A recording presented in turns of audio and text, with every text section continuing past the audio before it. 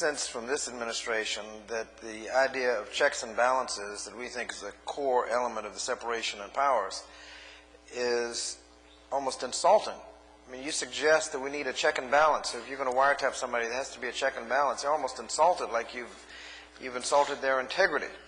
And when they start talking about checks and balances, at a hearing just this week, they say, well, where are the checks and balances? And they start describing executive branch, IG, executive branch supervisors and things doing the oversight and check and balance, when most of us think when you say check and balance, you're talking about another branch of government looking over what you're doing. That's why you need to go, even if it's a secret FISA court, at least tell someone what you're doing rather than the executive branch off on its own. If the decision on a wiretap is wrong, who's going to call it?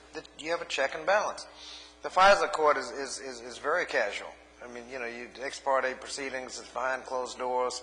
You can keep secrets. The judge may or may not have any independent way to figure out what you're doing. But the fact that you have to tell somebody in another branch of government, when the order comes down from the president, another branch of government will be able to call a halt to it, I think is an important part. And if we don't push and insist on those checks and balances from another branch of government, we're going to find ceding of power. We've had in this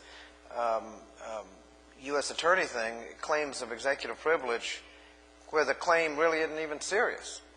There are documents for which executive privilege isn't even claimed. We'll give you those when we resolve the other area. Now, why don't you give us all that you're not claiming privilege to, and then we'll discuss the other documents.